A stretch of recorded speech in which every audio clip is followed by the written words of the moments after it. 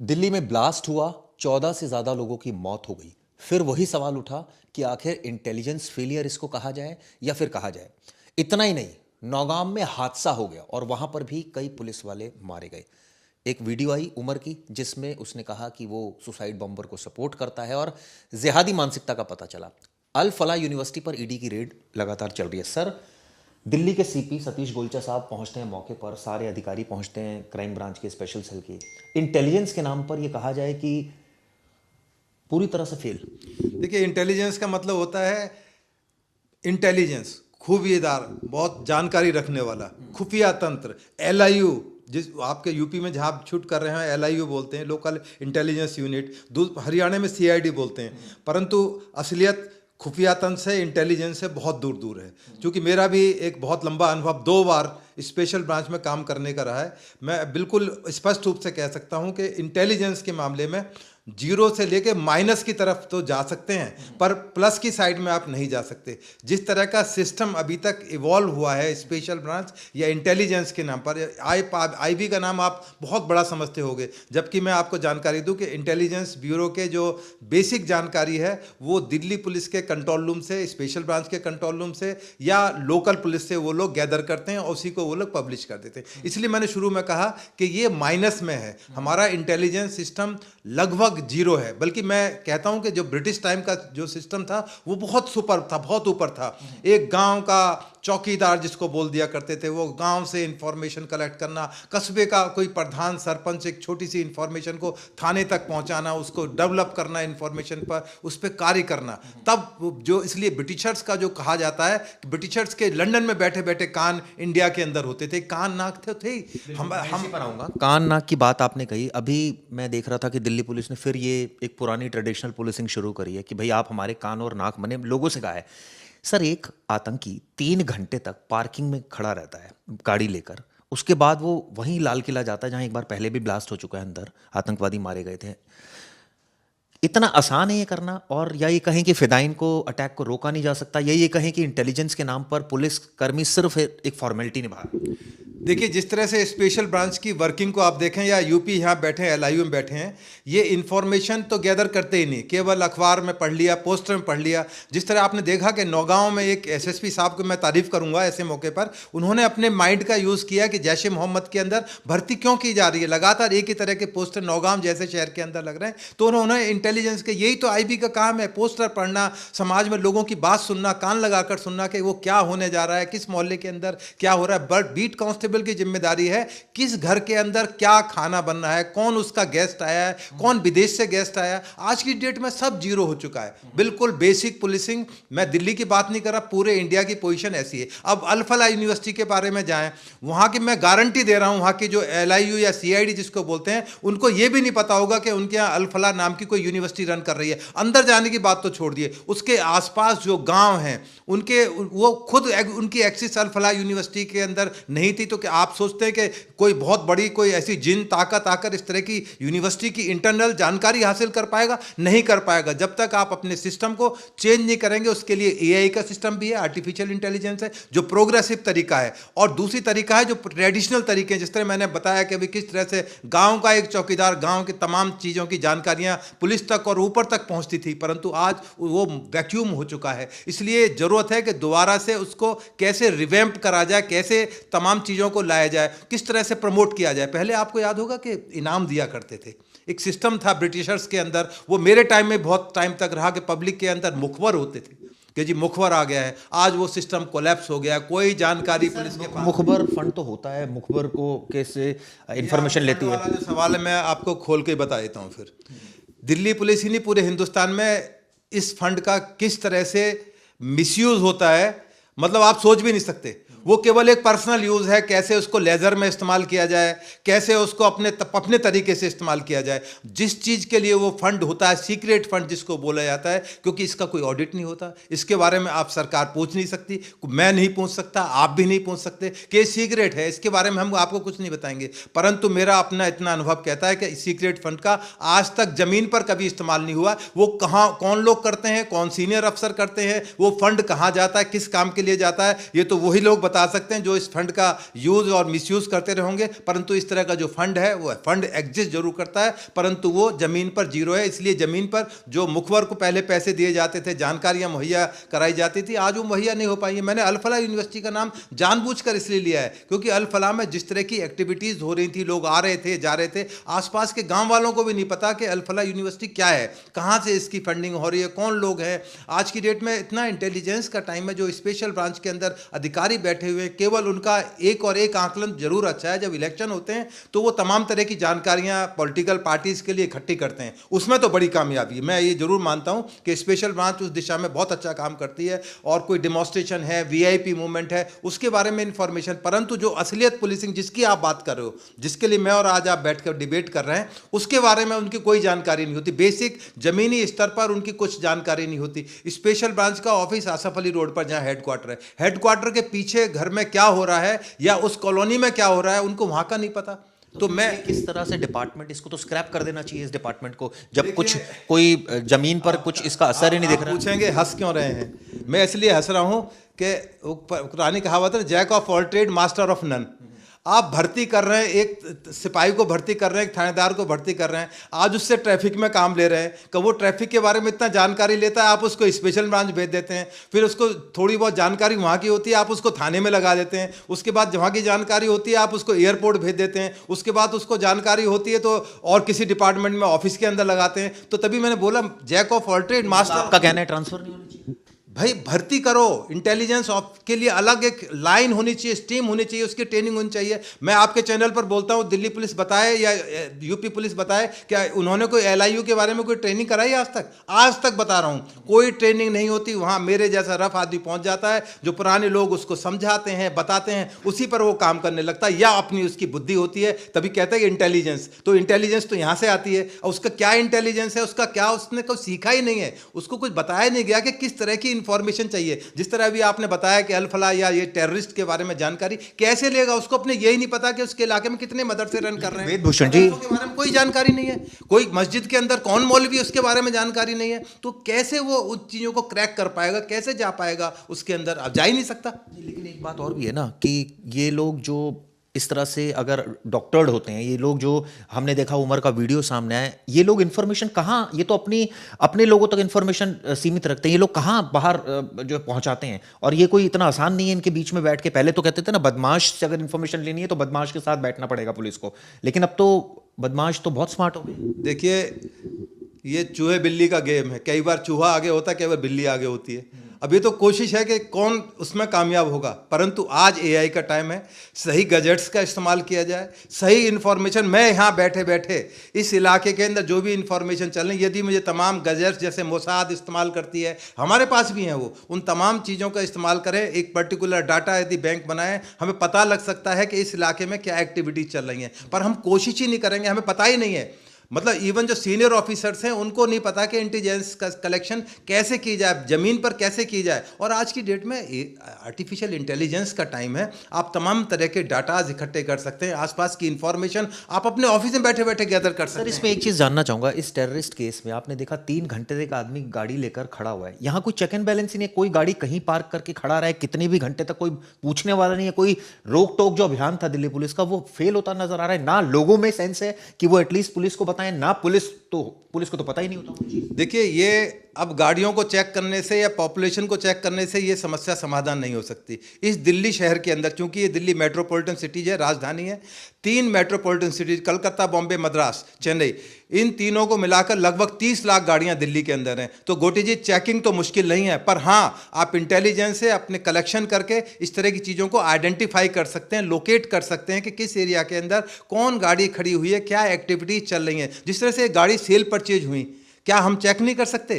क्योंकि जिस तरह से सीलमपुर के एड्रेस पर उमर की गाड़ी 2-2 गाड़ियां हो रही हैं, तो ये एक आई ओपनिंग था कि हम चेक करें कि ये कौन लोग हैं जो गाड़ियों के ट्रांसफ़र कर रहे हैं। इस तरह से जो डॉक्टर शाहीन है, उनके अकाउंट्स पर नज़र रखी जा सकती थी। जो अब मालिक अरेस्ट हुए, ईडी ने जिनको अरेस्ट हुआ है, लगभग 400 करोड़ से ऊपर ज़्यादा की वो ट्रांजैक्शन कर रहे हैं, और हमारी ईडी और डिपार्टमेंट इंटेलिजेंस ब्यूरो सारे चुप बैठे, उनको यही नहीं पता कि यूनिवर्सिटी की फंडिंग कहाँ से हो रही है, क्या विदेश से फंडिंग हो रही है, कौन लोग आकर फंडिंग कर रहे हैं, ये पैसा आ रहा है किस चीज़ के लिए इस्तेमाल किया जा रहा है। अब ये छोटा मोटा पैसे में नहीं होती। आप ये जो स्टेन गन आपने लगा रखी है ना, इसको खरीदने में जाए तो आप और मैं मिलकर नहीं खरीद पाएंगे, इतनी महंगी है। और लाना, इसको प्रिक्योर करना, दो स्टेन गन खरीदना, अमोनियम नाइट्रेट, हालांकि अमोनियम नाइट्रेट कोई ऐसी चीज़ नहीं है, मैं किसान का बेटा हूँ, मैंने ट्रैक्टर भर भर के अमोनियम नाइट्रेट NPK बोलते हैं गाँव के अंदर, वो खेतों के अंदर डाला हुआ है, तो इसको प्रिक्योर करना आसान नहीं है। परंतु हाँ, कोई इस तरह का एलिमेंट यदि खरीद रहा है मार्केट से तो जरूर उस पर निगाह जानी चाहिए, चाहे वो दुकानदार है। इसलिए ये आइज एंड ईयर्स का मैंने जिक्र किया था कि जब तक पूरा हिंदुस्तान, पूरा एक एक जो सोसाइटी के अंदर लोग नहीं समझेंगे कि इसकी क्या इंपॉर्टेंस है, तब तक इस तरह की चीज़ों पर रोक नहीं लगाई जा सकती।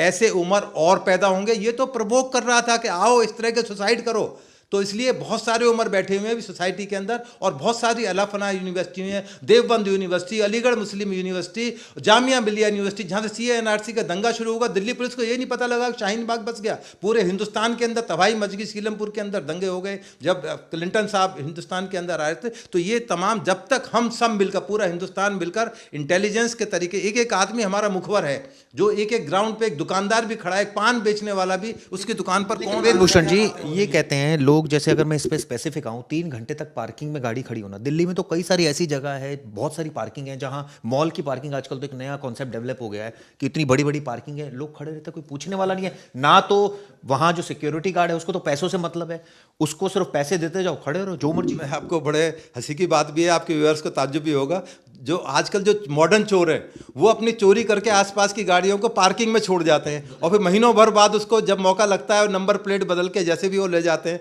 आप दिल्ली में ऐसी, मैं आपको दुनिया भर की पार्किंग बताऊं, डिलाइट सिनेमा के पास पार्किंग आप महीनों तक खड़ी रखें, कोई पूछने वाला ही नहीं आएगा। ये होना चाहिए ना चेक इन। हाँ, चेक इन बैलेंस होना चाहिए। तो मैंने कहा सभी की जिम्मेदारी है, ये केवल एक पुलिस की जिम्मेदारी नहीं है, ये एक आम आदमी की जिम्मेदारी है कि सबको, पूरे हिंदुस्तान को कलेक्टिवली, जब तक हम लोग इन चीज़ों के लिए सतर्क नहीं होंगे, जानकारी नहीं होगी, तब तक नहीं हो पाएगा। जहाँ ये अल्फला यूनिवर्सिटी के आसपास के गांव में इनोसेंट लोग, इनको यही नहीं पता कि किस तरह की टेररिस्ट एक्टिविटीज, गांव तक जब लोग जागेंगे नहीं, जैसे मैंने चौकीदार का। इसमें एक और सर केस सामने आया, इसमें ये आया कि इन्होंने इतना सारा जो बारूद इकट्ठा किया, वो तो बाजार में आसानी से मिलता है। आपने बोला मैं खुद अमोनियम नाइट्रेट लाता था, मैं किसान का बेटा हूँ, उसमें इस्तेमाल होता था।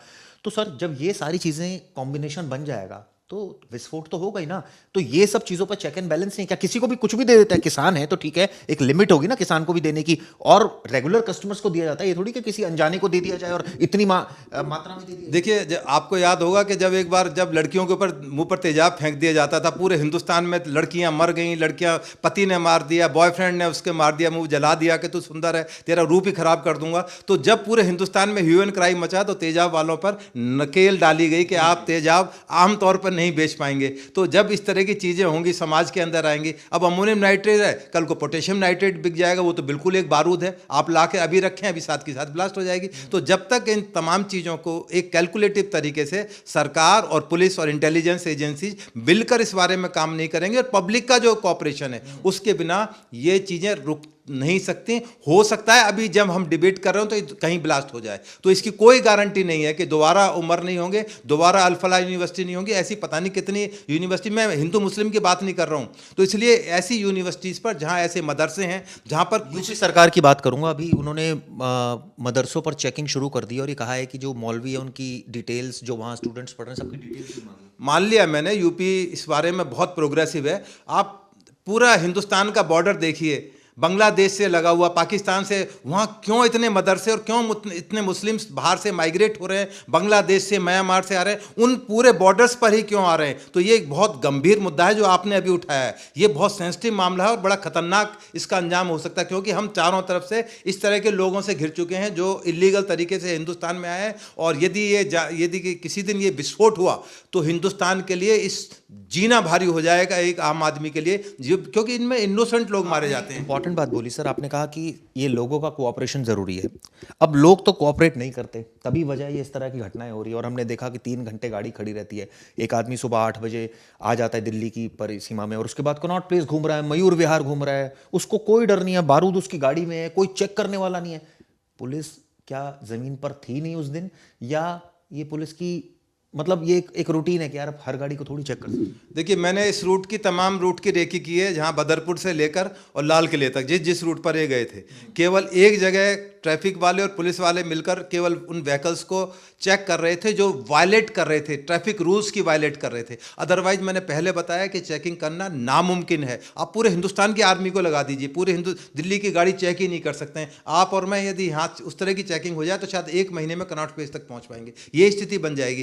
केवल आप विदेश में भी जाएं, यदि आप किसी कानून की वायलेशन करेंगे, चूंकि मैं यूएन में रहा हूं, कंट्री के अंदर मुझे बता दिया गया था यदि इस कंट्री के अंदर आप कानून का वायलेशन नहीं करोगे आपको कोई चालान कोई पूछने भी नहीं आएगा, और यही सत्य है। तो ट्रैफिक में आज की स्थिति यह है दिल्ली के अंदर, पूरे हिंदुस्तान के अंदर, जब आप किसी कानून रेड लाइट तोड़ते हैं, ट्रिपल राइडिंग करते हैं या और किसी वायलेशन करते हैं, बेल्ट नहीं लगाते हैं, तब वो आपको रोकते हैं। अदरवाइज यदि ट्रैफिक नॉर्मल चल रहा है तो कोई रोकने वाला नहीं है। आगे भी इसी तरह चलता रहेगा। ये तो हो गई ट्रैफिक पुलिस की बात। लोकल पुलिस का काम तो ये नहीं है ना। लोकल पुलिस का काम तो ये है कि चेक करना। उनका काम तो ट्रैफिक वायलेटर्स को नहीं देखना ना। वो क्यों नहीं मौके पर रहती, या ये कहा जाए कि पुलिस नहीं है जी, ये तो फालतू की बातें हैं, पुलिस नहीं है हमारे पास इतनी और पॉपुलेशन बहुत है, इस ये माना जाए। देखिए, जो बेसिक पुलिसिंग है उसमें कहीं ना कहीं अभाव आ गया है इन चीज़ों का। मैंने शुरू में बताया कि बीट कांस्टेबल जो बीट ऑफिसर है उससे बड़ा इंटेलिजेंस का कोई ऑफिसर है ही लेकिन उस पर तो इतना प्रेशर है ना, उसको तो फटीक भी निपटानी है, उसको तो 50 काम भी करने हैं। फटीक वाली बात आपने कही, उसके ऊपर और तरह की जिम्मेदारी ज़्यादा है। जो उसका बेसिक काम है, जो इसकी जिम्मेदारी है कि अपनी बीट में एक एक आदमी पर, एक एक घर पे निगाह रखे, हर एक मस्जिद पर, मदरसे पर, मंदिर, स्कूल, चर्च, सब के बारे में जानकारी इकट्ठी की जाए। इसलिए मैंने कहा कि उन चीज़ों का अभाव दिल्ली पुलिस नहीं, पूरे हिंदुस्तान की पुलिस में है। किसी को भी जानकारी नहीं होती कि क्या मदरसों में चल रहा है, कौन क्या पढ़ाया जा रहा है, गाड़ियां उसके इलाके में आ रही है, कौन सी जा रही है, किसके घर में कितनी गाड़ियां हैं। पहले रजिस्ट्रेशन की वेरिफिकेशन कराई जाती थी कि गाड़ी किसके नाम ट्रांसफर हो। अब कुछ भी नहीं है, सब कुछ चीज़ ऑनलाइन है। आप पेपर वर्क पूरा कर दें, चाहे वो असली है नकली है, वो सिस्टम उसको एक्सेप्ट कर लेगा, आपकी गाड़ी ट्रांसफर हो जाएगी। वो टेररिस्ट के पास इसी पर आ रहा हूँ। इस केस में एक चीज़ ये भी सामने आई और सरकार ने फैसला भी लिया कि आरसी लोग ट्रांसफर नहीं कराते हैं और एक ही नाम से चलती रहती है और वो 5-6 लोगों को बिक जाती है। जब पुलिस पहुंचती है तो पहले वाले ऑनर के पास पहुंच जाती है, वो कहता है जी मैं तो 6 लोगों को बेच चुका हूं। देखिए, जिम्मेदारी कानूनी रूप से तो उसकी है जिसके नाम से गाड़ी रजिस्टर्ड है। उसकी जिम्मेदारी है कि वो गाड़ी जब ट्रांसफर करे तो गाड़ी दूसरे के नाम रजिस्टर्ड हो, उससे पहले गाड़ी हैंडओवर ना करे। इसलिए वो कानूनी मचड़ों में फंस जाते हैं, कई बार कोर्ट कचहरी के धक्के खाते हैं। मैं आपके व्यूअर से इस चैनल के थ्रू कहना चाहता हूँ, बड़ी जिम्मेदार और बड़ी इंपॉर्टेंट बात जो आपने उठाई है कि यदि अपनी गाड़ी को बेचें, केवल सेल लेटर पर साइन कराने से आपकी जिम्मेदारी खत्म नहीं होती। जब तक वो गाड़ी ट्रांसफर ना हो, आप बल्कि गाड़ी हैंडओवर ना करें, उसको बोलो कि पहले ट्रांसफर करा के लाइए, आरसी अपने नाम ट्रांसफर कराइए, तो शायद इस समस्या का समाधान निकल सकता है। नहीं तो यदि अदरवाइज इसी तरह की गाड़ी, इस केस के अंदर कई लोगों के हाथ बिकती चली गई गाड़ी और नाम अल्टीमेटली ट्रांसफर किसी के भी नहीं। पर आती है सर एक बात कि अगर मटेरियल ही नहीं होगा बॉम्ब का तो बॉम्ब ब्लास्ट कैसे होगा। तो मटेरियल जो मिल रहा है, जो कॉम्बिनेशन मिल रहा है, मैं नहीं कह रहा कि कोई एक जैसे अमोनियम नाइट्रेट मिल रहा है और दूसरी पोटेशियम मिल रहा है सर, इस पर अगर प्रॉपर सख्ती हो जाए बहुत ज़्यादा तो ये तो नामुमकिन हो जाएगा इस तरह। हाँ बिल्कुल, ये होना चाहिए, क्योंकि जो लोग इसका इस्तेमाल करते हैं, चाहे वो किसान है या किसी इंडस्ट्रियल यूज़ में आता है, तो उनके लिए बाकायदा, उनके लिए जिस तरह के आपने तेजाब के लिए आपने राशन कार्ड बना दिए, और चीज़ों के लिए बना दिए, इसके लिए भी राशनिंग करनी चाहिए कि किन लोगों के हाथ में इस तरह की चीज़ें जा रही हैं। अब वो टाइम आ गया, एक एक चीज़ को एड्रेस करना चाहिए। पेट्रोल पंप हैं, पहले किसी टाइम में ये होता था कि पेट्रोल पंप पर भी निगाह रखी जाती थी, क्योंकि बहुत सारी चीज़ें ऐसी होती थी कि पेट्रोल को ही पेट्रोल बम की तरह इस्तेमाल किया था। अब वो धीरे धीरे चीज़ खत्म हो गई। अब चूंकि एआई का टाइम है, टेक्नोलॉजी का टाइम है, तमाम गूगल करके देख लें कि क्या कॉम्बिनेशन बनाए जिससे ब्लास्ट हो जाए, क्या कॉम्बिनेशन करें जिससे इजीली मार्केट के अंदर हो। आपने वॉल्व अटैक देखा है, किस तरह से प्रेशर कुकर के अंदर बम रख दिया, एक छोटे से बाल्टी के अंदर बम रख दिया। ट्रांजिस्टर बम का याद है, सीरियल ब्लास्ट हुए थे दिल्ली के, पूरी दिल्ली दहल गई थी। एक ट्रांजिस्टर, जिसने भी ट्रांजिस्टर का बटन ऑन किया और वो ब्लास्ट में उड़ गया। तो इस तरह की जो चीज़ें हैं वो धीरे धीरे पब्लिक के अवेयर होना चाहिए, तभी पब्लिक के साथ जब तक पुलिस नहीं जुड़ेगी, ये इंटेलिजेंस सिस्टम फेल नहीं है, जीरो है, माइनस है। इसका नुकसान हो सकता है, फायदा नहीं होगा। इसलिए इस सिस्टम को दोबारा से नए बड़े बड़े आईपीएस, इतनी सैलरी, इतनी सहूलियतें, सरकार इतना खर्च करती है पुलिसिंग पर, ये आतंकी डॉक्टर होते हैं, इंजीनियर होते हैं और कुछ पढ़ाई करते हैं। क्या ये इनकी जो नॉलेज है वो आईपीएस से भी ज़्यादा होती है? इनका जो दिमाग है इनसे भी ज़्यादा तेज चलता है? इनको पता होता है कैसे करना है? देखिए, आईपीएस केवल एक परीक्षा देकर आते हैं, कुछ सब्जेक्ट पढ़ लिया, हिस्ट्री पढ़ ली, साइंस पढ़ ली और कोई मैथमेटिक्स पढ़ ली, केवल उसको एक एग्ज़ाम देने का एक क्लियर करने का तरीका है, केवल उतनी उनकी इंटेलिजेंस है।